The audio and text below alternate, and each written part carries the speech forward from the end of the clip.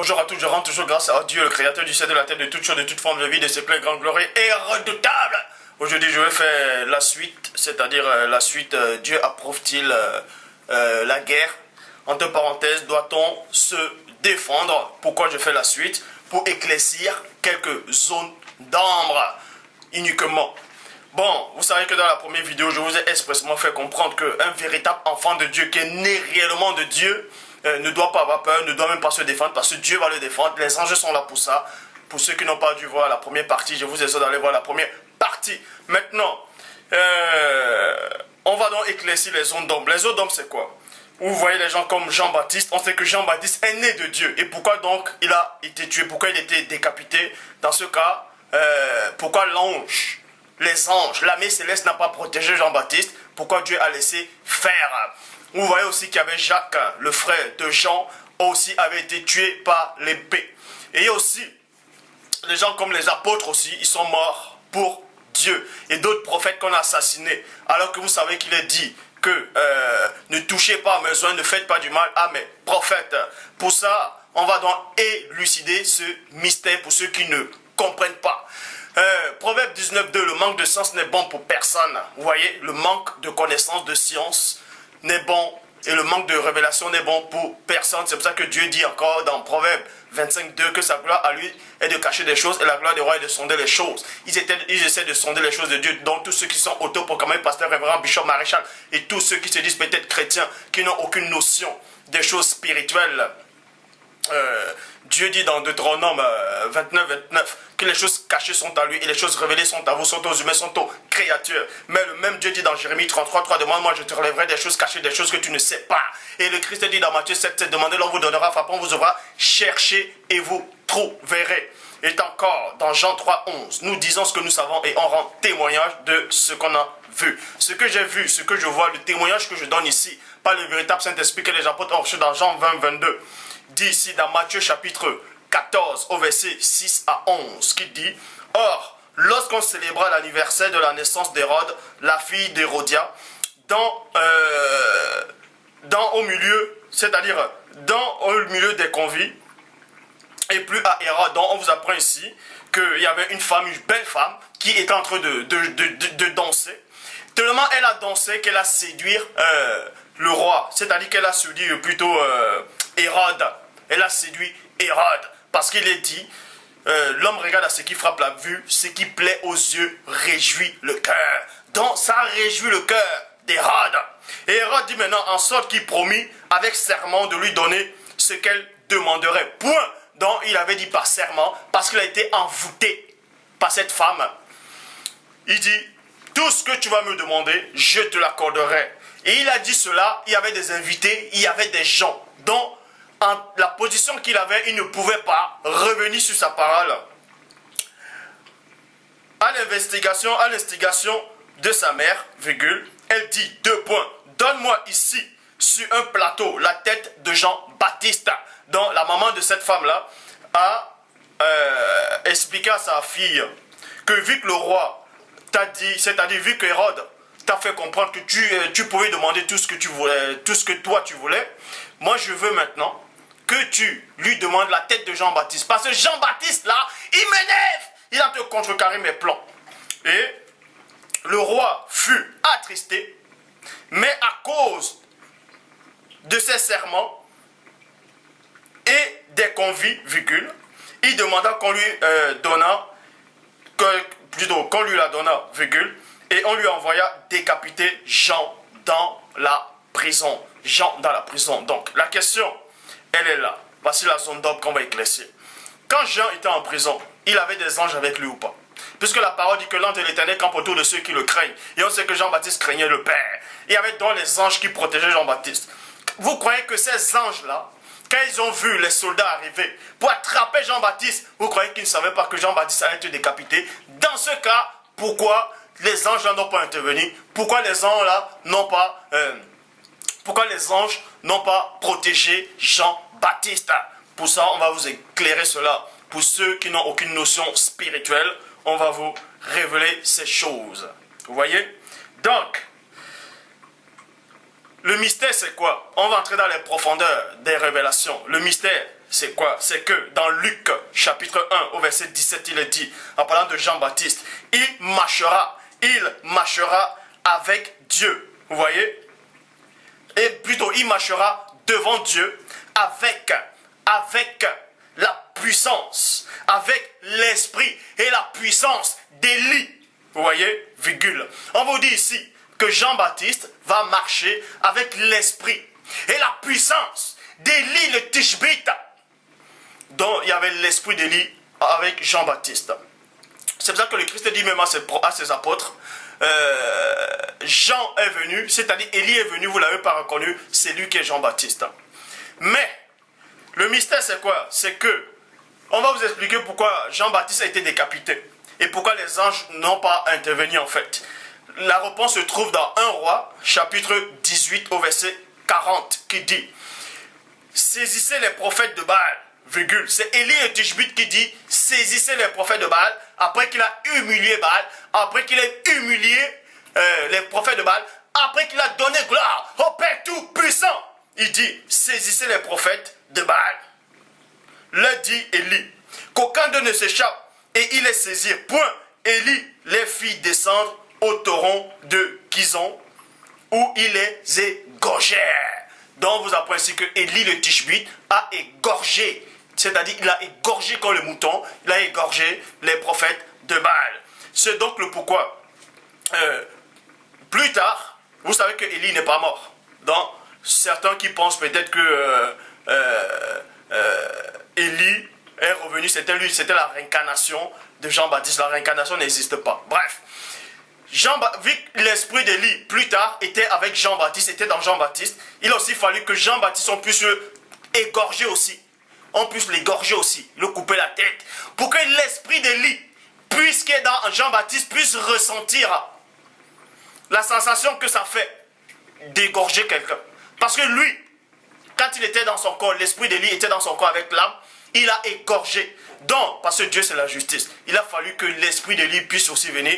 On sait que l'esprit, on n'égorge pas l'esprit, mais l'esprit peut ressentir ce que quelqu'un fait de chair ressent. Parce que dans Jean 4,24, il a dit: Dieu est esprit. Et Dieu dit à Moïse: je connais cette souffrance-là que le peuple est en train de vivre. Dans Dieu, un esprit peut ressentir ce qu'un humain ressent. Vous voyez? Bon. L'esprit d'Élie était en Jean-Baptiste. C'est pour ça qu'on a coupé la tête, on a égorgé Jean-Baptiste, pour que l'esprit d'Élie aussi puisse ressentir ce que lui il avait fait. Vous voyez? Mais ça ne veut pas dire qu'on a égorgé l'esprit, d'Élie, non. Mais en égorgeant Jean-Baptiste, en coupant sa tête, l'esprit d'Élie aussi a ressenti cela. C'est une justice pour ceux qui n'ont aucune notion des Écritures. Là, on vous parle des choses terrestres, c'est-à-dire la dimension astrale. Parce que quand on va entrer dans les dimensions de domaine spirituel, ça va être trop compliqué pour les fœtus charnels et non des embryons spirituels. Bon, maintenant, vous voyez, ça c'est résolu.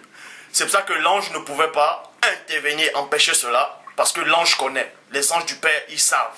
Ils connaissent la justice de Dieu. C'est pour ça que Christ dit: celui qui tue par l'épée périra par l'épée. Point barre. Et maintenant, par rapport à Samson, on sait que Samson aussi est mort. Et Samson aussi était né, il avait déjà l'esprit en lui.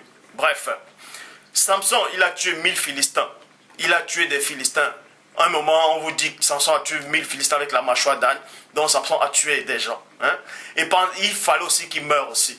C'est-à-dire, Samson en mourant, pendant sa mort, certes, il a aussi tué plein de gens, mais il est mort où? Chez les Philistins. Il est mort chez les Philistins. Parce qu'il a donné la mort aux Philistins, il fallait aussi qu'il meure chez les Philistins. C'est comme ça. Hein? Ça, c'est le mystère. Mais néanmoins, il est mort, il était sauvé, il est mort dans le Seigneur, mais c'est la justice de Dieu.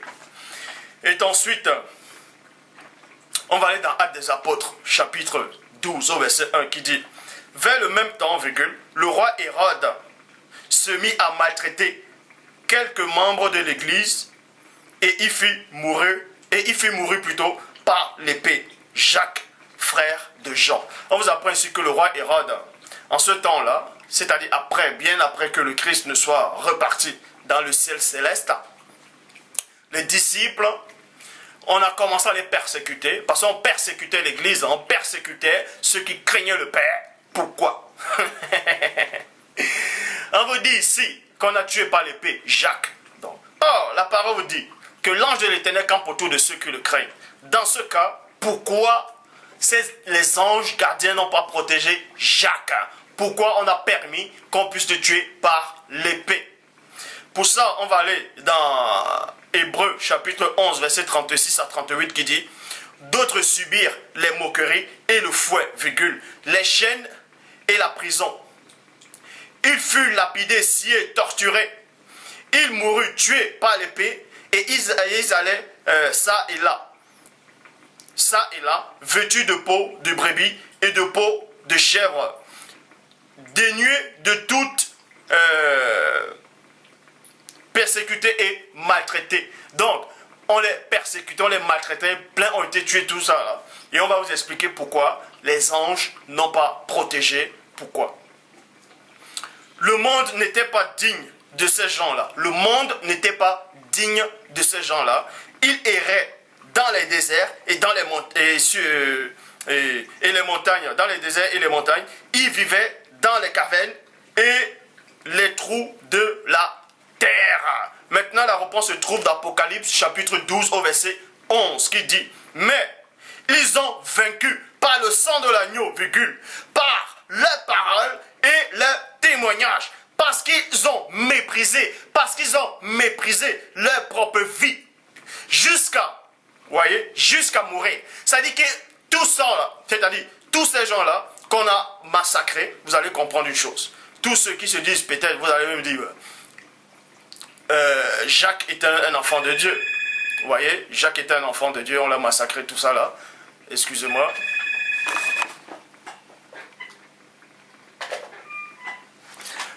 Ouais, je suis revenu. Jacques était un enfant de Dieu et on l'a massacré. Qu'est-ce qu'il a fait pour qu'on puisse le massacrer? Pourquoi l'ange n'a pas intervenu en fait? Pourquoi l'ange n'a pas intervenu? Tout simplement parce que il est dit ici, d'Apocalypse chapitre 12 au verset 11, qu'ils ont accepté de mourir. Écoutez attentivement le message. Eux, ils ont accepté, ils étaient prêts à mourir pour la parole. Quand vous acceptez quelque chose, c'est comme ça que ça se passe, excusez-moi. L'esprit ne veut pas que je parle. Je reviens.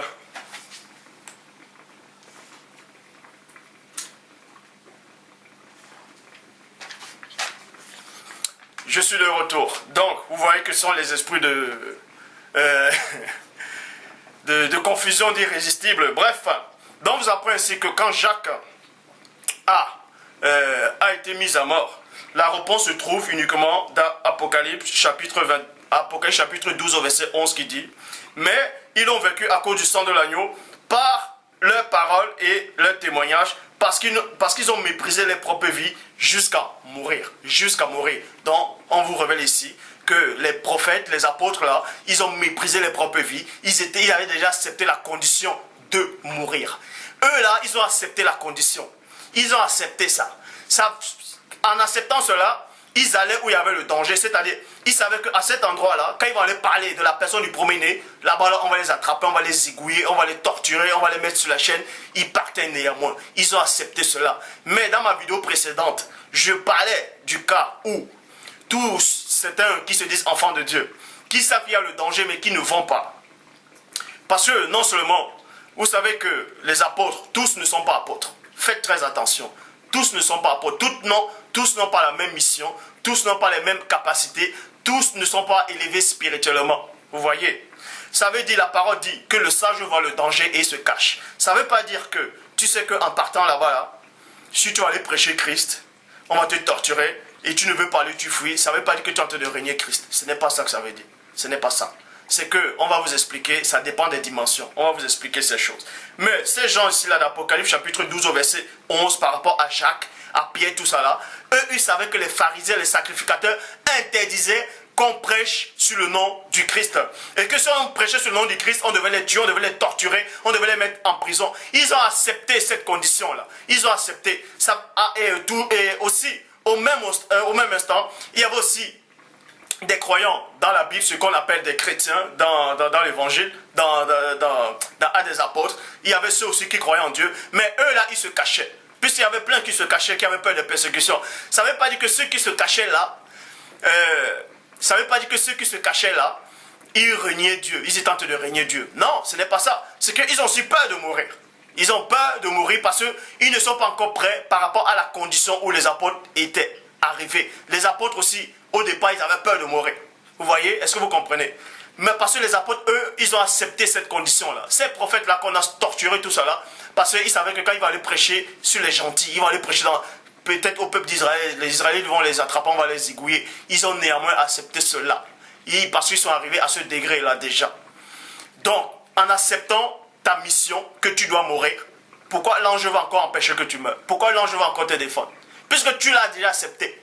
Accepter, tu l'as accepté. Mais tandis que celui qui a peur de mourir, et maintenant il se cache dans un endroit, les soldats viennent, il se met à fouiller, et il voit peut-être, vous vous cachez derrière une pierre, les soldats regardent la pierre, ils voient une pierre derrière, ils veulent aller toucher la pierre. L'ange qui vous protège va empêcher que le soldat touche cette pierre. Vous voyez? Parce que vous n'avez pas accepté de mourir pour l'instant, parce que vous n'êtes pas prêt. Vous n'avez pas accepté de mourir. Et pour cela, l'ange de Dieu va vous protéger. Pour cela, Dieu ne permettra pas qu'on puisse vous toucher. C'est pour ça que j'ai dit que celui qui vous envoie là n'a aucune connaissance. Il n'a aucune connaissance. C'est pour ça qu'il a chuté. Les mystères du ciel lui ont pas été révélés. C'est pour ça qu'il a voulu être le Père. Il a voulu être le Père. Dans Isaïe 14, 14. Je serai semblable au Très-Haut, au Divin, au Tout-Puissant.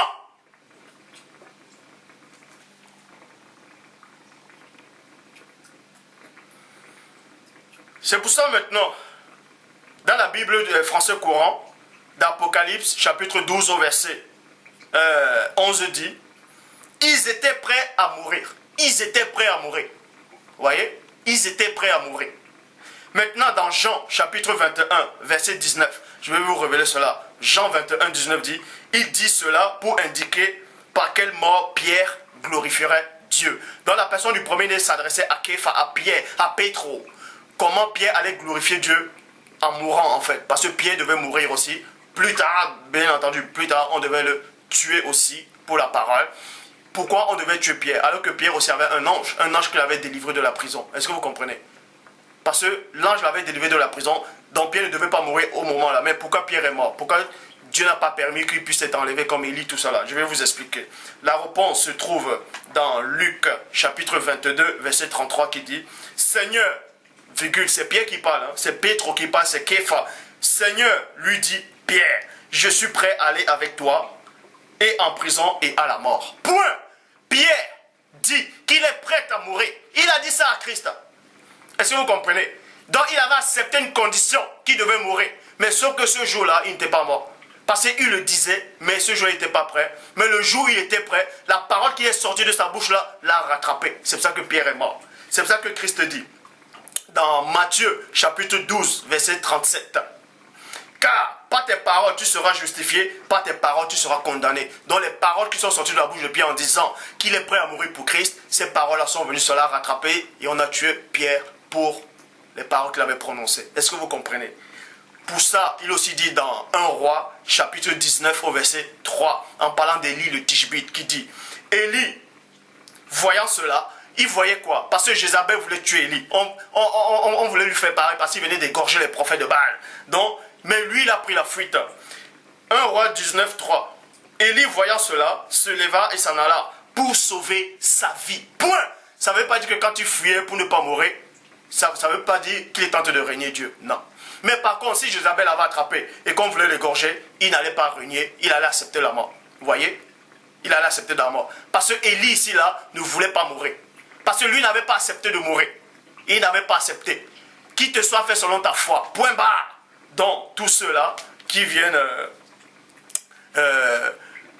à enseigner des hérésies, des choses qu'ils ne maîtrisent pas, faites attention. Faites attention. Parce que je le dis encore, vous ne faites pas le poids. Celui qui alimente la parole, c'est l'esprit de vérité, c'est le Saint-Esprit. et le Saint-Esprit est avec moi. Je le dis, je le dis. Jean 3, 11. Nous disons ce que nous savons et on rend témoignage de ce qu'on a vu. Nicodème lui-même a été confus devant la personne du premier-né. Il était docteur de la loi. Il dit bien docteur de la loi. Il connaissait la loi, il connaissait les Écritures à sa façon. Et aucun d'entre vous ne pouvait l'atteindre à la cheville ou à son orteil. Mais la personne du premier-né l'a confondu. L'a confondu. Parce que celui qui vient d'en haut est plus grand que celui qui est en bas. Donc, pour tous ceux maintenant, s'il y a un danger, vous allez prêcher la parole, tout ça, vous voyez qu'il y a un danger, tout ça. Si vous dites à Dieu que Père, il y a des gens qui veulent venir me lapider parce que je suis en train de parler du premier-né, je suis en train de rendre témoignage. Vous voyez les gens qui arrivent, la persécution, si tu dis à Dieu là, Père, j'ai pas envie de mourir. J'ai pas envie de mourir. La parole dit quoi? Demandez, l'on vous donnera. Frappons, vous ouvrira. Cherchez, vous trouverez. Donc, je veux le dire encore. Un enfant de Dieu est protégé par des anges les plus puissants. Un enfant de Dieu a une escorte. Un enfant de Dieu est protégé par le Père. Et Dieu ne permet pas qu'on touche à ses enfants. Maintenant, quand l'enfant accepte de mourir, déjà là pour le Père, la protection, c'est-à-dire de l'ange, l'ange va regarder et n'interviendra pas. C'est comme ça le mystère.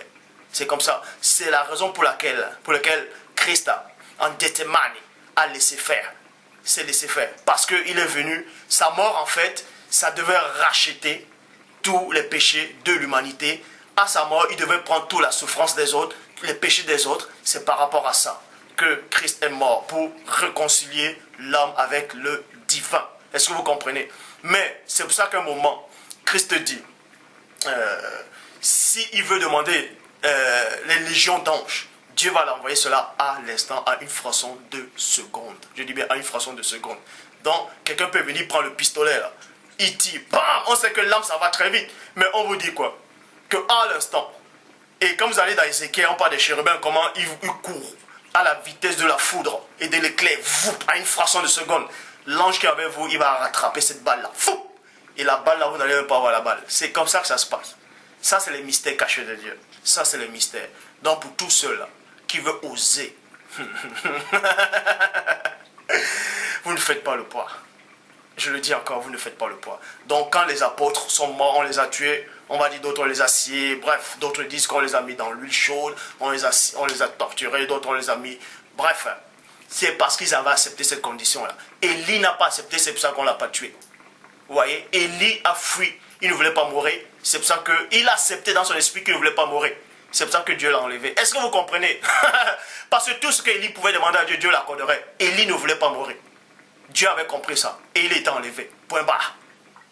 Mais il a fallu que son esprit revienne pour voir ce que ça fait d'égorger les gens en Jean-Baptiste. Donc le mystère a été résolu. Que le Père Tout-Puissant puisse vous protéger.